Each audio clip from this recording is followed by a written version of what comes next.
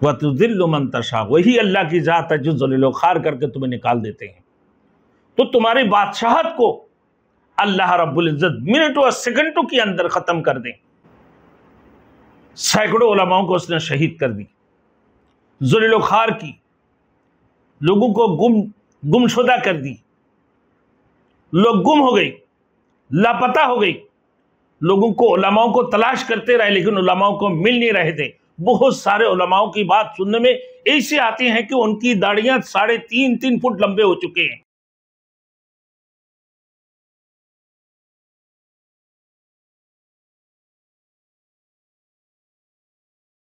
Thanks for watching. Don't forget to like, comment, share and subscribe to Maulana Habibullah Rouhani Official.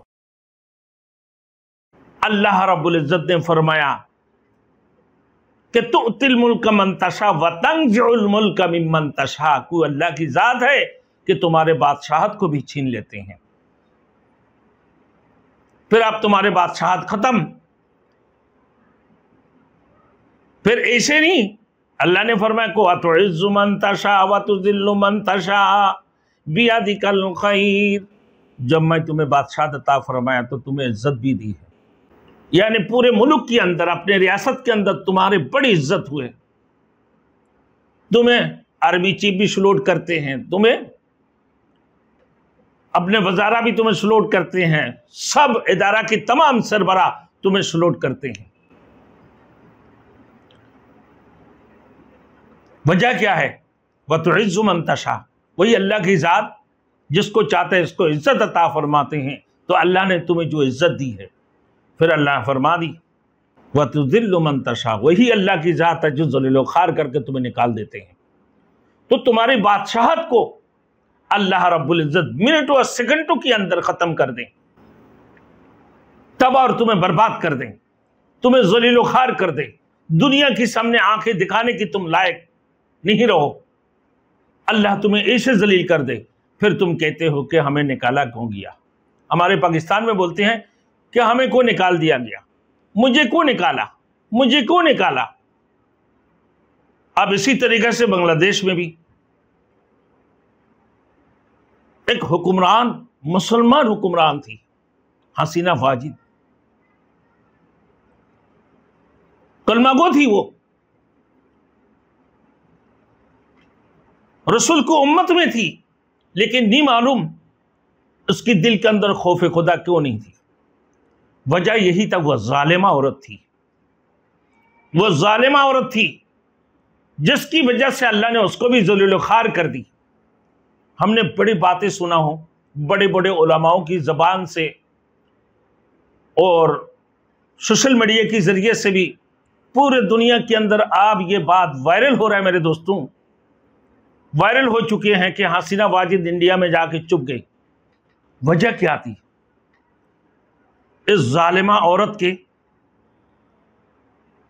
कारकर्दगी सबसे पहले जब वो हुक्मरान बनी, चलते रहे, उसकी बाद दोबारा दूसरी की हुकूमत बनी, तीसरी, फिर उसकी हुकूमत बनी। जब तीसरी मरतबा हुआ आगे दूसरी मरतबा, फिर वह अब हुकूमत छोड़ने के लिए तैयार नहीं थी। उसकी ये हाल थी, कोई उलमा उसके खिलाफ कुछ बात, कोई भी बात नहीं कर सकते थे। जैसे हिफाजत इस्लाम, बहुत बड़ी दावत और तबलीग वाली जमात थे, वो बहुत बड़ी उलमा देवबंद वाली जमात थी। हिफाजत इस्लाम, वफाकुल मदारिस वाले बड़ी बड़ी उलमाओं को सन 2013 में सैकड़ों उलमाओं को उसने शहीद कर दी, ज़लील ख़ार की, लोगों को गुमशुदा कर दी, लोग गुम हो गए, लापता हो गई, लोगों को उलमाओं को तलाश करते रहे लेकिन उलमाओं को मिल नहीं रहे थे। बहुत सारे उलमाओं की बात सुनने में ऐसे आती हैं कि उनकी दाढ़ियां 3.5 फुट लंबे हो चुके हैं। उनको अपने दाढ़ियां सेटिंग करने का मौका नहीं दिए, सही करने का। उनकी मूंछें लंबे हो गई, उनके नाखूने लंबे हो गए। एक उलमा से सुना कि उनको एक प्याला पानी दिया करते थे और एक प्याले खाना, किसमें? जो उसने एक जेल खाना बनाया जिसका नाम आयनागर दी उसने।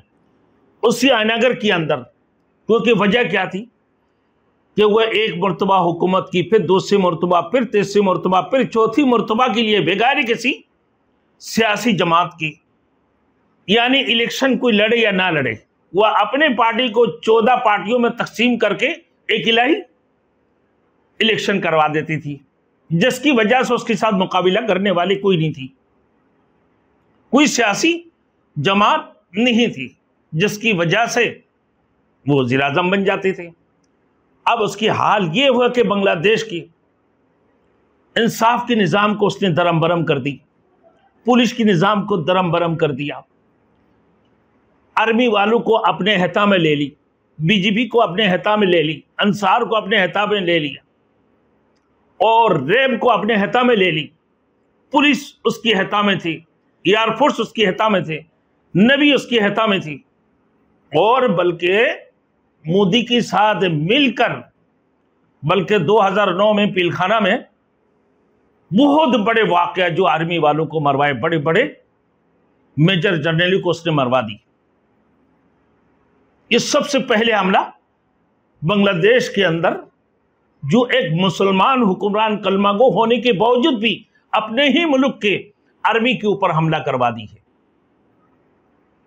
और मैंने उसके बारे में जो सुना बाती मेरे दोस्तों, इस किस्म की कि उसकी आयनागर के अंदर इस किस्म की हालत थी कि वहां लोगों को सोने की जगह तक नहीं थी, वॉशरूम की जैसे एक जगह मिलती थी, वॉशरूम की तरह एक जगह, यानी 4 बाय 4 फुट या 4 बाय 5, इससे ज्यादा बड़ी जगह नहीं थे, हिलने की जगह नहीं हुआ करते थे, अंधेरे थे। और फिर उसको जब कोर्ट में लेकर आते थे उसकी आंखें बंद देते थे। फिर उसकी बाद यह भी हालत थी, बहुत सारे लोगों को तो हाजिरी नहीं होते थे, अदालत में उनको पेश ही नहीं करते थे। वजह यह थे क्योंकि अदालत में अगर पेश कर देंगे तो उनकी बर्रियत साबित हो जाएंगे। अब मेरे दोस्तों, इसी वजह से वो उनको अदालत में लेके नहीं जाते थे कि वो बरी हो जाएंगे अदालत से। अब वो अपने आयनागर में रख के लोगों को मारते थे, पागल जैसे बना देते। लोगों के नाखून बड़े, दाढ़ी लंबे हो गए, मोछे लंबे हो गए, बाल लंबे हैं, अजीब किस्म की पागल है। लोगों को मार मार के इनके होलियों को बिगाड़ दी, क्योंकि पुलिस की निजाम तो उसने पहले से तबाह कर दी। 15 सालों में इसने ये सारे काम मुकम्मल कर ली, सारे इदारों की सरबरों को अपने हिता में ले ली। अब मेरे दोस्तों, जब ये करी, अब ये सारे जब इदारों की सरबरों को अपने हिता में की, वो आयनागर भी बना ली उसने। जो लोग जब मर जाते थे उनकी हड्डियां एक जगह पे करते थे, और देखो हड्डियों का ढेर। आप जब बांग्लादेश जाओ कोई, तो वो आयनागर देखने के लिए जाएंगे तो आपको पता चलेगा कि वाकई ये कैसे जालिमा हुक्मरान थी,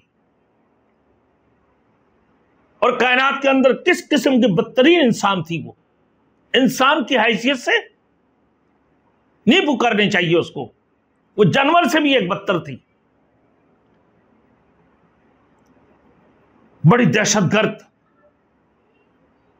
औरत थी, खतरनाक किस्म की जालिमा औरत थी। जब उसकी बाप को जिसने गोली मारा, कत्ल किया,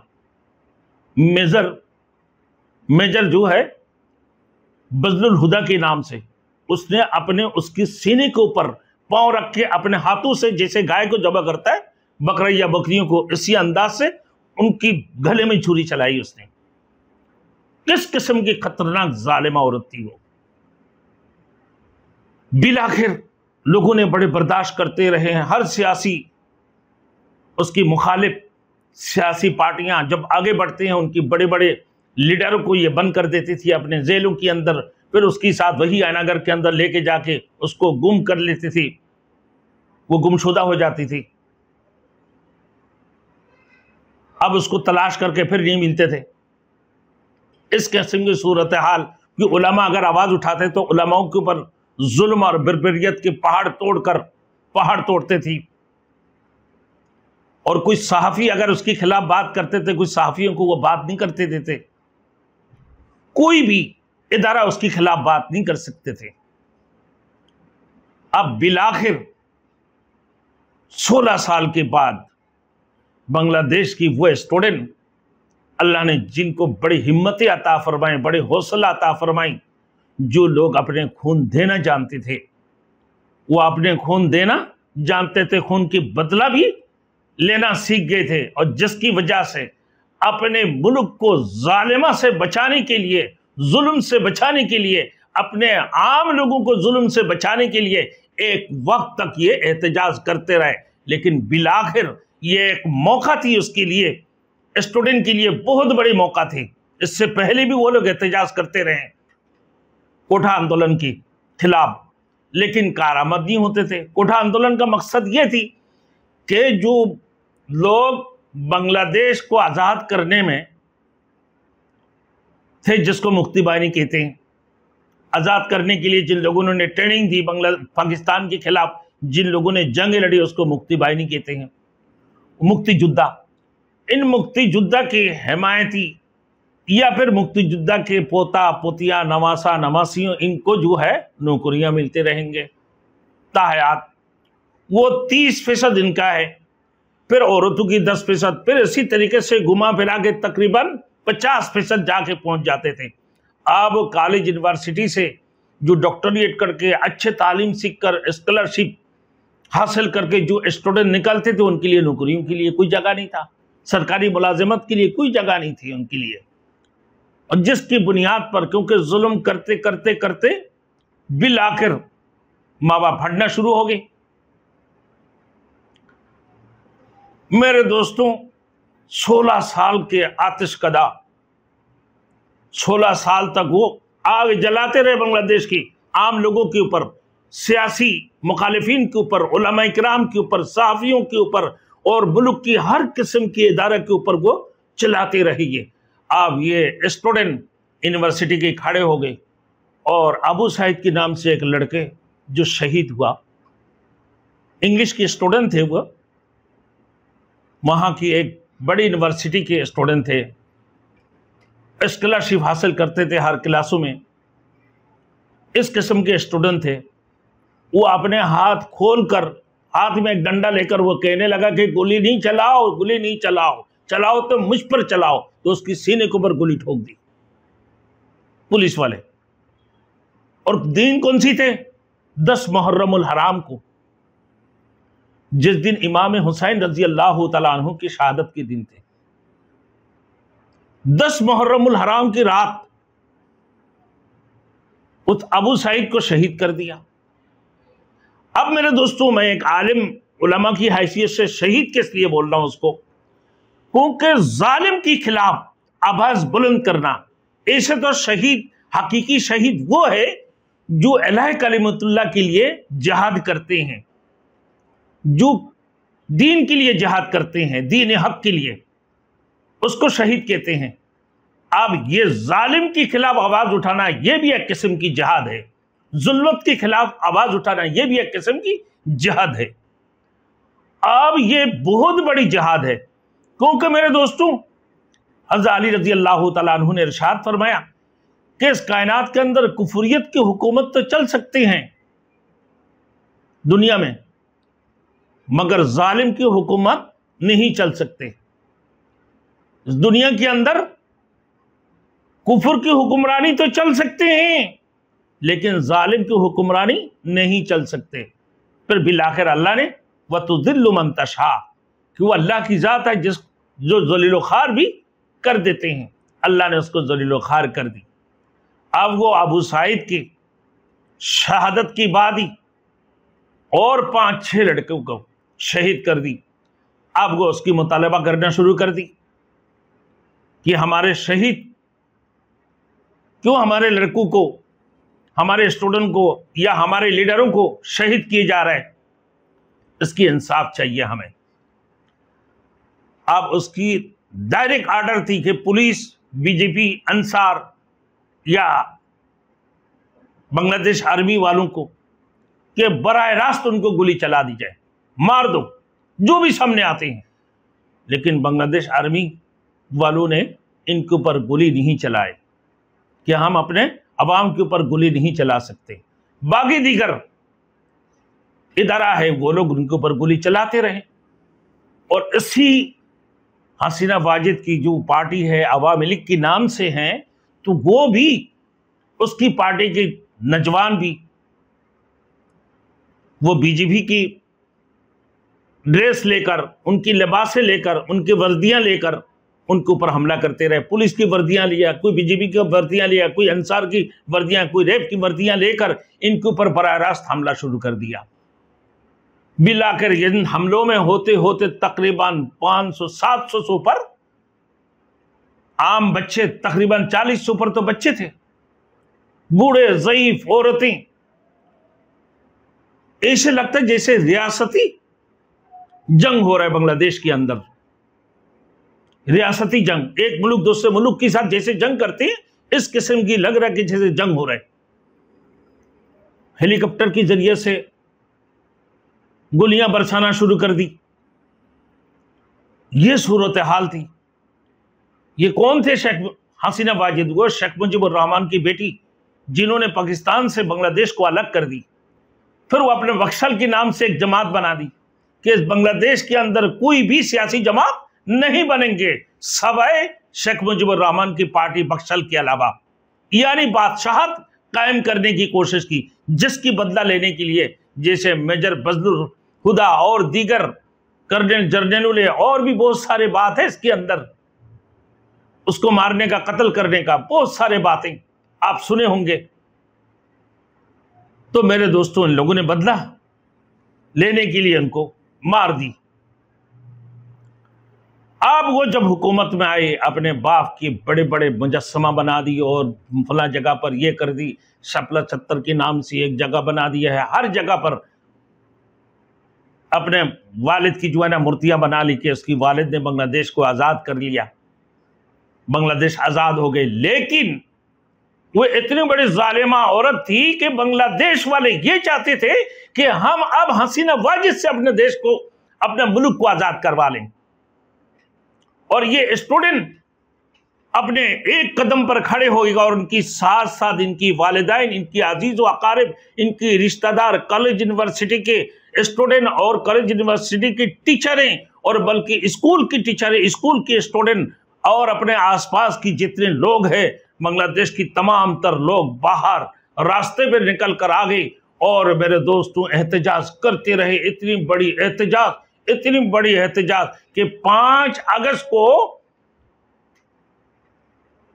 आर्मी चीफ को, जनरल वकार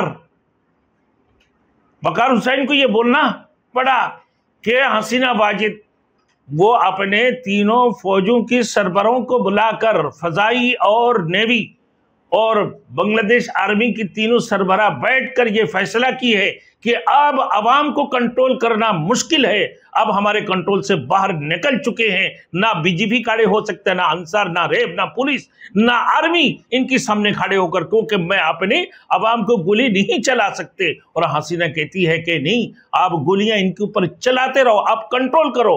अब आर्मी चीफ कहने लगा अब बर्दाश्त से बाहर है, आपको सिर्फ 45 मिनट की टाइम है, इस 45 मिनट के अंदर आप यहां से निकल जाओ जहां निकल सकते हो।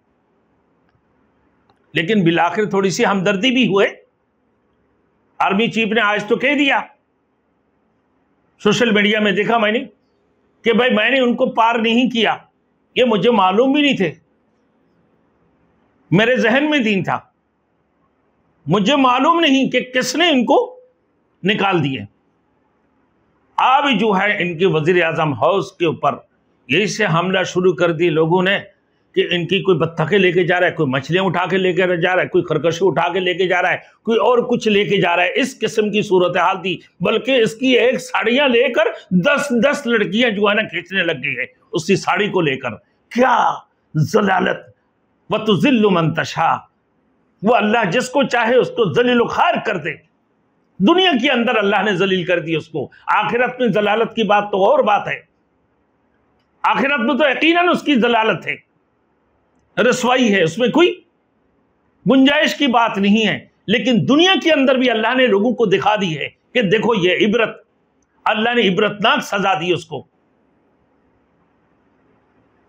बादशाह अल्लाह ने फिरौन को भी दी, फिर उसकी बादशाह को छीन दी और दरिया नील में उसको अल्लाह ने बर्बाद कर दी, तबार हलाक कर दिया उसको।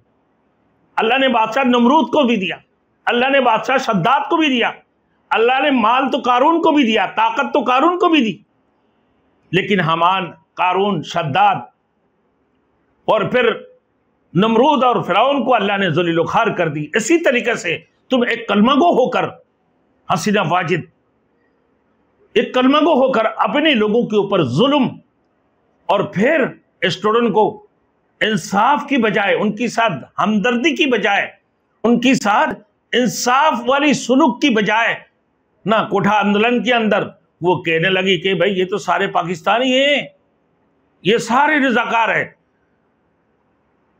तो हमें तकरीबन लोग पूछते हैं, हमारी वीडियो में भी लोग पूछते रहते हैं कि मौलाना साहब ये बताएं कि आपको मालूम है कि आमी के तुमी के रजाकार रजाकार।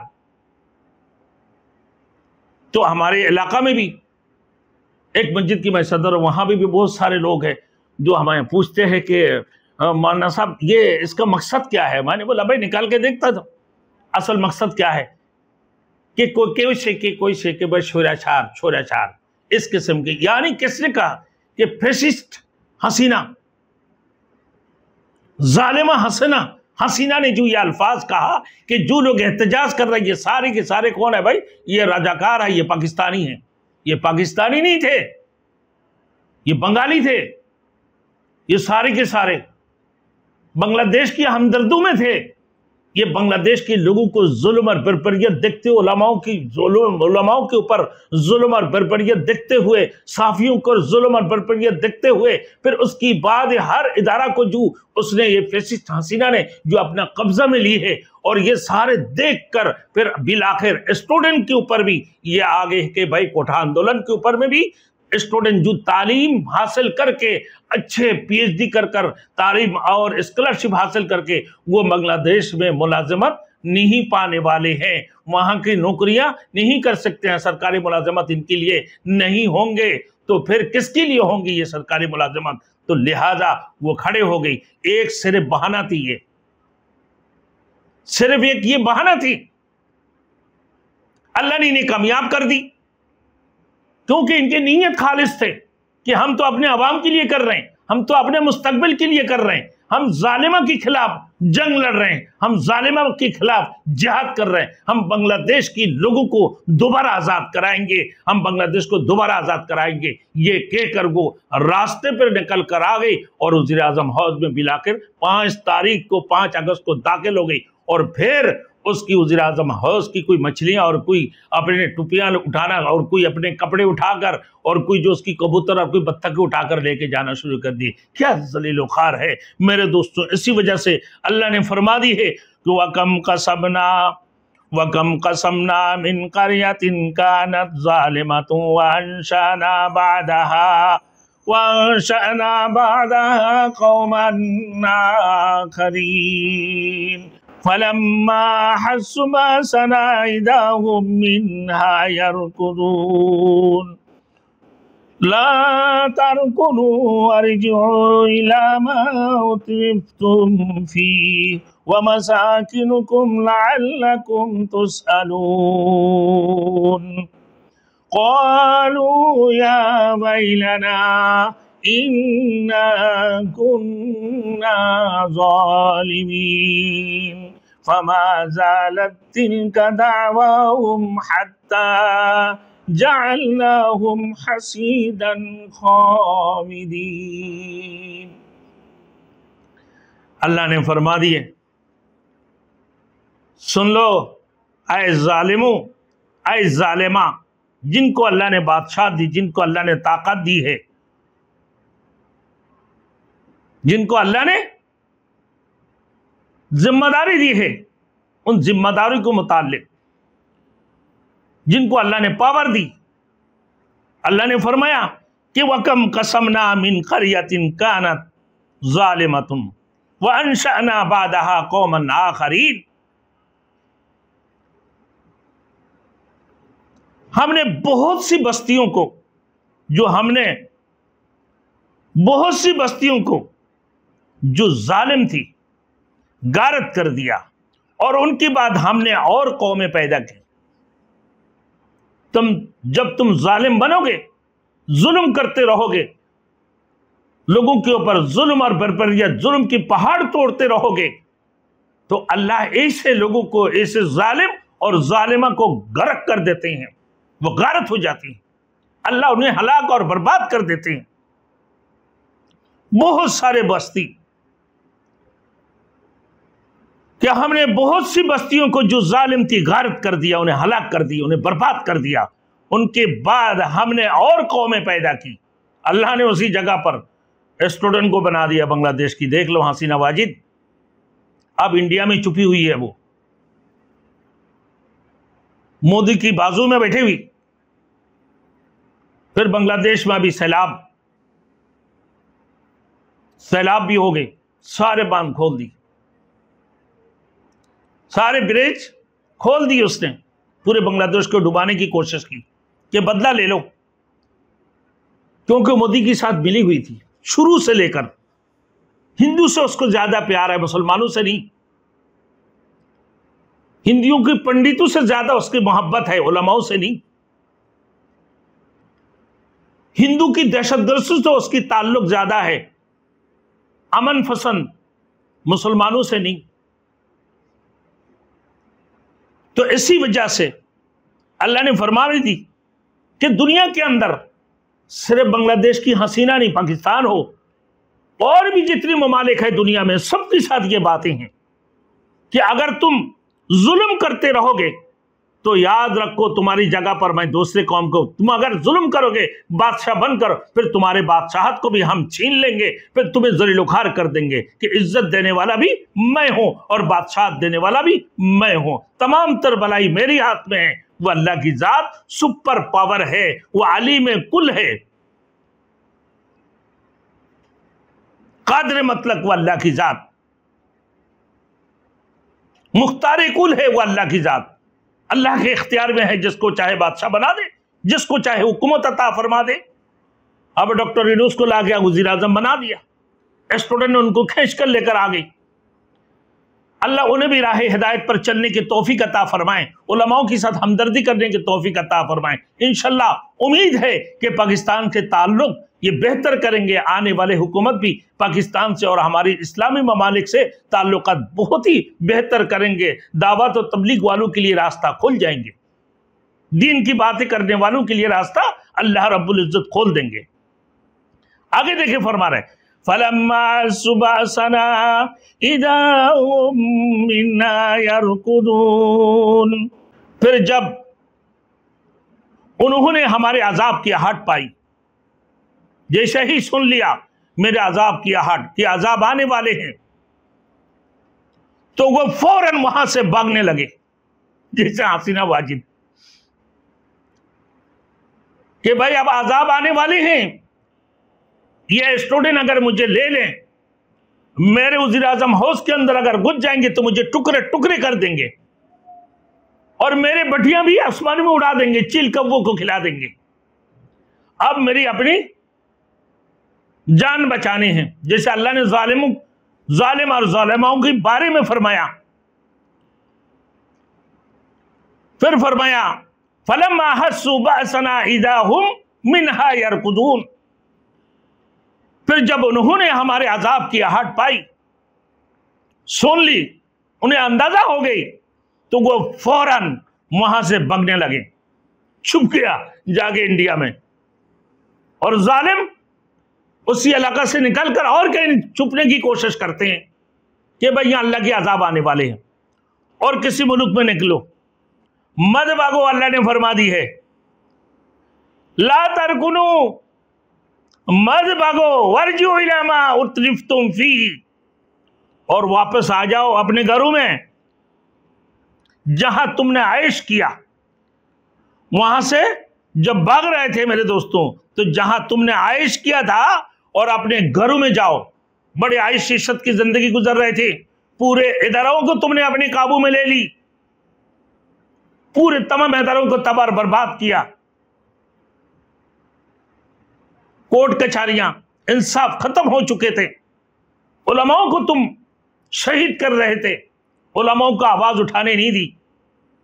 वो जमात थी हजरत मुफ्ती शफी साहब रहमतुल्लाह अलैह, हाटहाजारी की बहुत बड़ी उलमा, जिन्होंने 15 दिन में खिलाफत ली हजरत हुसैन इमाम मदानी रहमतुल्लाह अलैह से। इतनी बड़ी उलमा थे। अपने तालिब इल्म की दौर में जिनको खिलाफत मिली है, मौलाना मुफ्ती शफी साहब रहमतुल्लाह अलैह, अपने स्टूडेंट की दौर में उनको खिलाफत मिले थे 15 दिन में सिर्फ। तो अब ये जालिम जब अपने इलाकों से भागने लगे तो अल्लाह फिर कहने लगा कि कहां जाते हो, वहां जाओ जब तुमने आयश इश्कत की जिंदगी गुजारी थी, आयश इश्कत की जिंदगी गुजारी, बड़े माल भी लूटे खूब, अब यहां से निकल जाओ ताकि तुमसे पूछा जाए, कहने लगे है हमारे कमबख्ती, तुमसे पूछा जाए कहां जाते हो, क्यों चुप रही हो। भाई ये तो अल्लाह ने पूरी दुनिया के लिए बताया। अब इसी जद में, इसी आयात की तहत ये हसीना बड़े जालिम औरत ये भी आ गई इसी जद के अंदर, क्योंकि अब अल्लाह रब्बुल इज्जत इशारा उसकी तरफ तो नहीं फरमा रहे, ये जालिम और जालिमा की तरफ इशारा फरमा रहे थे। जालिम हुक्मरान, जालिम बादशाह, जालिम पावर वाले, जिनको अल्लाह ने पावर दी है। ये तो बांग्लादेश के हसीना वाजिद है, पाकिस्तान का भी जो वजीर आजम, जो बादशाह, जो सदर, जो वज़रा हैं वो भी शामिल है, और भी दीगर ममालिक की जितनी भी वजीरें हैं, जितने भी वजीर आजम हैं, ये सारे के सारे इसी की इज्जत में अगर जुल्म करोगे तो यही ज़ुल्ल खार होंगे, यकीनन इसमें कोई शक नहीं। ताकि तुमसे पूछा जाए, आ जाओ दोबारा, इंसाफ के सामने खड़े हो जाओ। जैसे तुमने आयनागर बनाकर लोगों को ज़ुल्ल खार किया, आयनागर बनाकर अपने आलिम उलमाओं को, अपने मुल्क के आलिम उलमा का, जो दीन की काम करने वाले, दीनी मदारिस चलाने वाले, जो अल्लाह अल्लाह करने वाले लोगों को, जो दीन की, अल्लाह के दीन के लिए निकलने वाले लोगों को, चिल्ला के लिए निकलने वाले लोगों को, साल के लिए निकलने वाले, जो सारे जिंदगी भर तबलीग करने वाले ऐसे लोग हैं, दीन की तबलीग करने वाले, अल्लाह कलिमतुल्लाह के लिए काम करने वाले उलमाओं को तुमने ज़ुल्लुखार कर दी कि 3-3 फुट इनकी दाढ़ियां लंबा कर दी, और इनकी मोछें इतनी लंबा की, इनकी नाखूनें लंबा की, और इनको ऐसे ज़ुल्लुखार की। फिर 2013 को इतने सारे उलमाओं को तुमने शहीद कर दिया। पिलखाना की बात ये, उसकी बाद फिर दोबारा ये स्टूडेंट की जमात 700 से ऊपर लोगों को खत्म कर दी, जिसमें बच्चे भी शामिल है, मासूम बच्चे, औरतें भी शामिल है, फिर स्टूडेंट भी शामिल है। सब मिलाकर 700 से ऊपर, 10,000 से ऊपर लोग जख्मी, किसी का टांगे कट गए, किसी का हालत बहुत ही बुरी हालत है। लोगों की मां की गोद खाली कर दिया तुमने, किसी के लखते जिगर के ऊपर तुमने जो हमला किया, किसी को तुमने शहीद किया, किसी को जख्मी कर दी।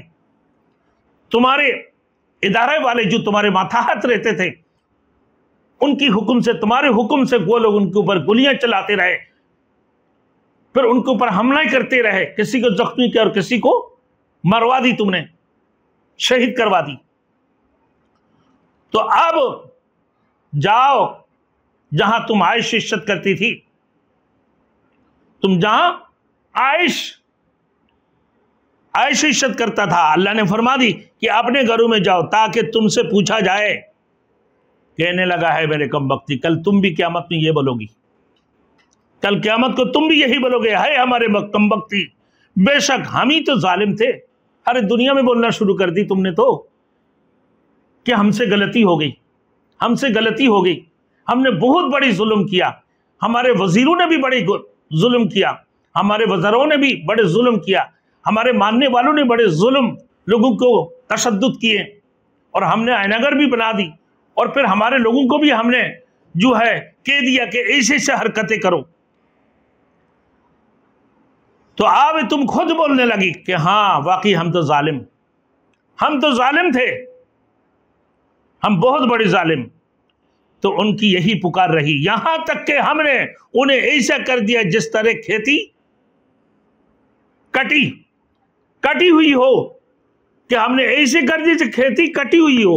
सारे उसने सिमेट ली, बादशाह के लिए तैयारी कर ली। समझ लो, एक बंदा जैसे खेती करते हैं, खेती करने के बाद ही सब कुछ हो गए, दान पक गया, उसके बाद काट लिया, काटने के बाद ही मेरे दोस्तों कटी हुई दान को अल्लाह ने तबाह बर्बाद कर दे, फिर वो बुझ कर रह गई।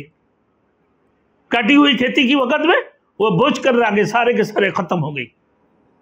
अब तूने इतना मेहनत करी, इतना कुर्बानी दी, तेरे जुल्म की वजह से, तू जालिमा होने की वजह से, तू उलमाओं के ऊपर तशद्दुद करने की वजह से, दीन की काम करने वालों के ऊपर तशद्दुद करने की वजह से, सहाफियों और दीगर आम लोगों के ऊपर हमला करने की वजह से, जुल्म तशद्दुद, जुल्म और बर्बरियत की इंतहा करने की वजह से अल्लाह ने तुझे भी ज़लील खार कर दी है।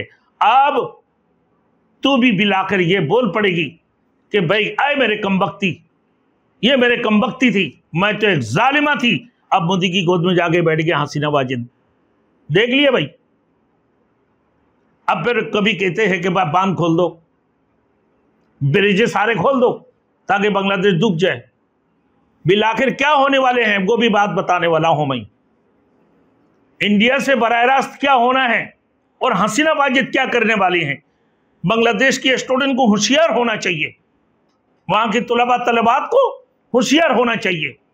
जैसे आप लोगों ने कुर्बानी दी है, जैसे आप लोगों ने अपने खून दिए, जैसे आप लोगों आपके लोग जैसे शहीद हुए हैं, आप अभी भी आगे के लिए भी अब अपना कब्र बस्ता हो जाएं, आप तैयार रहें इनकी साथ दोबारा लड़ने के लिए। आप भारत ने क्या सोच के रखा है, आप हसीना वाजिद क्या करना चाहती है ना, ये आप इंशाअल्लाह ताला आगे में जाकर मैं आप लोगों को बता दूंगा, हमारे दोस्तों क्लिप में आप देख लेंगे। तो मेरे दोस्तों, आप इसकी बचने का कोई रास्ता नहीं। खुद कह दी कि हम तो जालिमा थी, उनकी यही पुकार रही इंडिया में बैठ बैठ कर कि मैंने बड़ी गलती की, मैंने बड़ी गलती की, मैंने बड़ी गलती की, कि हमें ऐसे नहीं करनी थी। इसकी समझाने वाले भी समझा रहे हैं कि तूने बहुत बड़ी गलती की, तेरे कमबख्ती थी, तो जालिमा थी, अल्लाह की अजाब तो तेरे ऊपर आनी थी। जिस तरह खेती कटी हुई खेती को तूने पूरे तालाब की पानी खींच ली, मछली पकड़ ले वक्त, हाय तालाब दोबारा खोल दिया, पानी से फिर भर गए। अब जो है ना तेरे ऊपर आब जुल्म की पहाड़ तोड़ने वाले। तो मेरे दोस्तों, अल्लाह की तरफ से भी कि जब इन लोगों पर अजाब इलाही आया तो उन्होंने खुद तस्लीम किया कि हम जालिम थे, जो जालिम लोग हैं, और इकरार करने पर भी जो अजाब इलाही पर के अजाब आ चुका है ना, इकरार करने पर भी जो अजाब इलाही उन पर आ चुका था, ये टला, उससे मालूम हुआ कि अजाब इलाही जो नाफरमानों पर आ पहुंचे तब उनकी तौबा भी कबूल नहीं होती। जैसे फिरौन को अल्लाह ने गर्क कर दी, जैसे नमरूद को अल्लाह ने, शद्दाद को, कारून को जमीन के अंदर दसा दी है। अब तू भी जमीन के अंदर दसेगी, तू भी ज़लील खार होगी यकीनन। फिर आप देख ले और क्या करना चाहती है, तेरे आखिरी हालत क्या होगी, इंशाअल्लाह ताला कुरान और हदीस के हवाले से भाई बताते रहूंगा। व आखिर दावाना अनिल हम्दुलिल्लाहि रब्बिल आलमीन।